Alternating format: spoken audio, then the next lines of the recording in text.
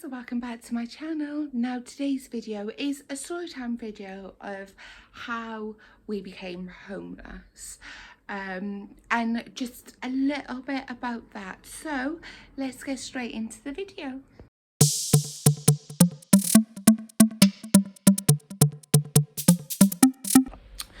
Okay guys, so the story goes back to July 2022.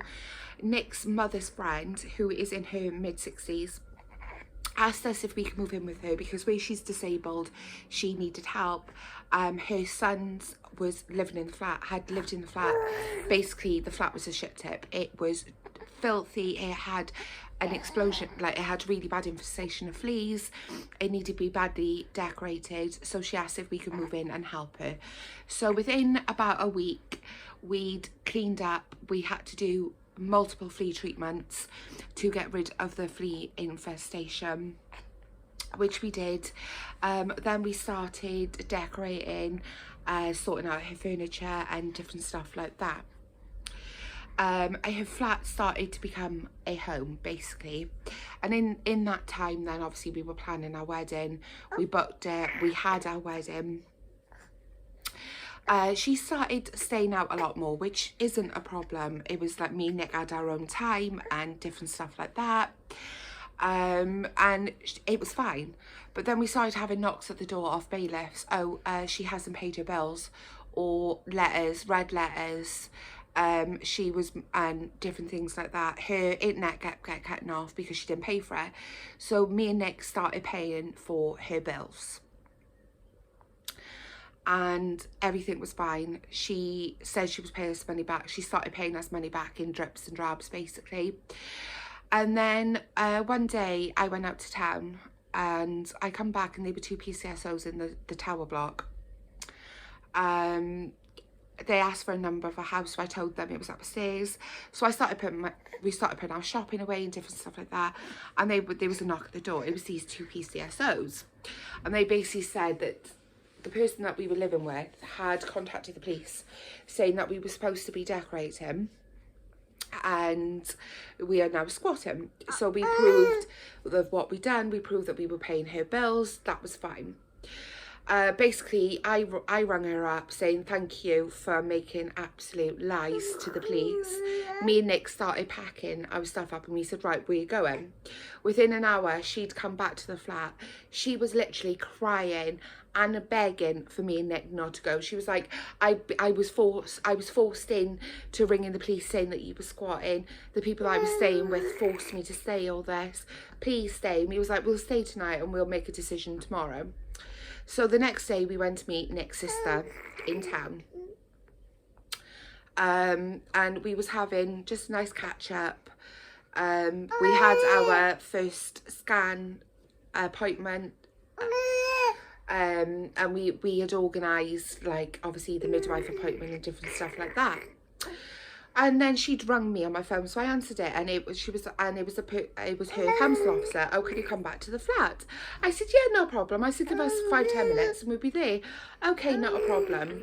So we got back. I said to Nick, I was like, something's going on. We need to get back. So we got back, and it was a council officer, two PCSOs plus 2 coppers.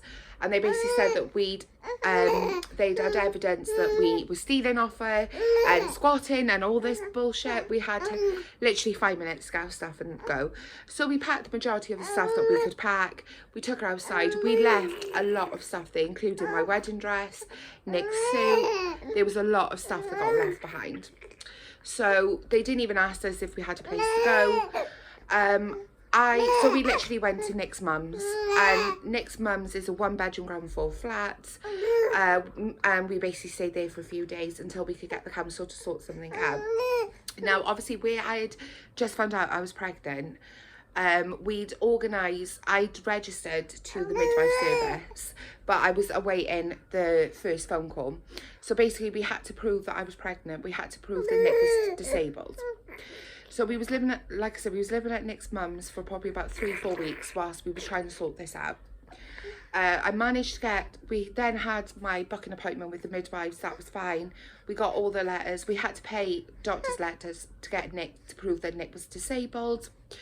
we handed it into the council and they were like, right, okay, we are looking for a place to go. Now, because Nick is disabled, he really can't do stairs. So we specifically needed ground floor flat. It took probably 4 weeks, 5 weeks to find a B&B that was ground floor. In the end, in the middle of December, we got moved to the Chelsea Hotel. We was in the Chelsea Hotel for 6 months. Now, that had no cooking facilities. All it had was a kettle and a microwave. That's literally all it had. But we made do, and we were there for 6 months. And in that time, we had like support officers, blah de blah, but they really wasn't, no one in the council was really doing anything basically. So long story short, obviously as I progressed in my pregnancy, we got moved into the Key Foyer, which is kind of like a family hostel kind of thing. We was in there for 2 weeks. Now, me and Kelsey went into a placement because where I had mental health and I'd had my previous children live with my parents, we had social services involvement. So we was in placement for 12 weeks.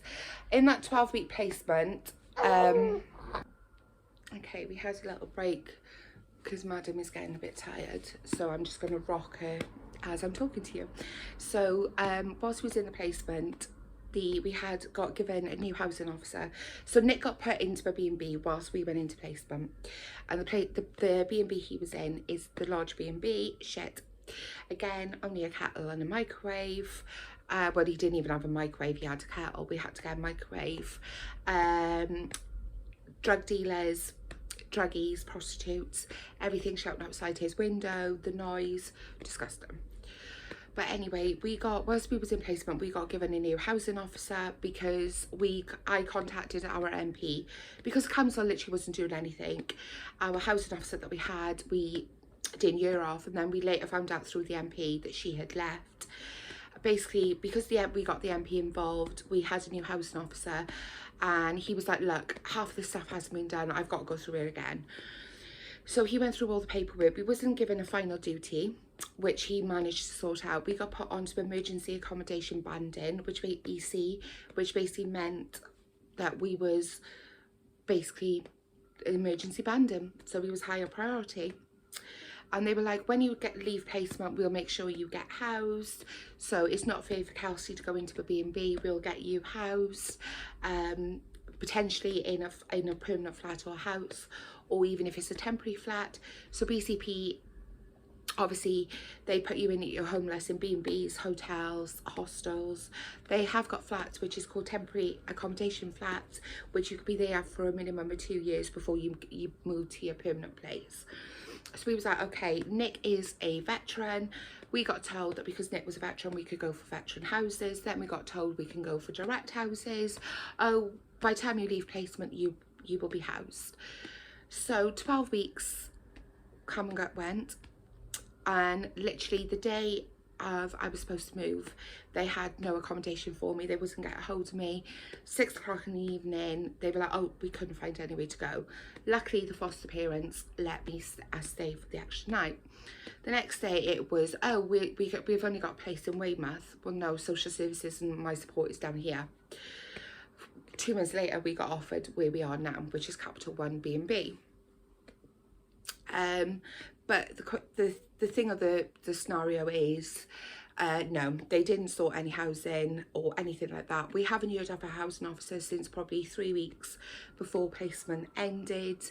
And yeah, so we don't know how long it's going to be until we get housed. Now, we are looking private rented. We probably in the last 2 months we've applied for over 200 properties, and we've probably heard back off 5 of them. And apart from that, no. So we are doing every option available to get this sorted. But that is basically the bottom line at the minute. And as I said on the room tour video, which I will link down below, Nick is currently in a different B&B. because Nick's got to have a health assessment, so he's got to basically have that done before we can move in. And social services have just said, look, because of the health and because of previous allegations from his exes that made malicious allegations, you just got to temporarily be apart. So that's why Nick's not with us 24 hours a day. We do see him 4 times a week, sometimes more, but we're always on the phone, always on video call. So as I said, guys, we've been homeless since November 2022, so it is coming up 10 months now that we've been homeless, living in B&Bs. Again, we haven't just sat around thinking that everything's going to come our way. We've actively looked to get housed, whether that be through the council or through private. We do not want to be living in B&Bs. We want a home for our daughter, which is safe, because I don't know what people in this B&B, as far as I know, there could be a sex offender in this B&B. How is that a safe environment for my child? It's not. We would rather have a home. But at the moment, BCP Council aren't really doing anything at all to help us or to even try. We don't have contact with them for weeks on end. When they do, they try put putting a blame onto us, so to speak. It's just it's crap. But yeah, I'm hoping, guys, that in the next few weeks I will be able to do kind of like a life update video and be able to say to you guys, we finally got offered a home. But me and Nick are not holding our hopes up about that or anything. We know it will happen eventually. It's not happening as quick as we want it to, but that's basically it. There's not a lot that we can do. But I will keep you guys up to date, and thank you for the support that you've shown me, Nick and Kelsey already through the videos, and all the lovely comments. It really is amazing. We have got a GoFundMe page, which is to try and help raise money to get money for the rent and deposit so that we can basically get a home. But obviously it's getting the finances sorted. So a friend did say about organising the GoFundMe, which we have. I have got in the description box my link tree, which is basically all of our social medias in one, and there is the link on there for the GoFundMe. If obviously, I'm not saying to people you've got to donate or anything, but it would help us greatly, and we would truly appreciate it. So guys, that is the end of the video of a story time of how we are homeless. I'm sorry I babbled on a little bit, but it's a lot to tell you. But yeah, guys, as usual, give the video a like, leave a comment down below, and give us a subscribe, and we will see you on our next video.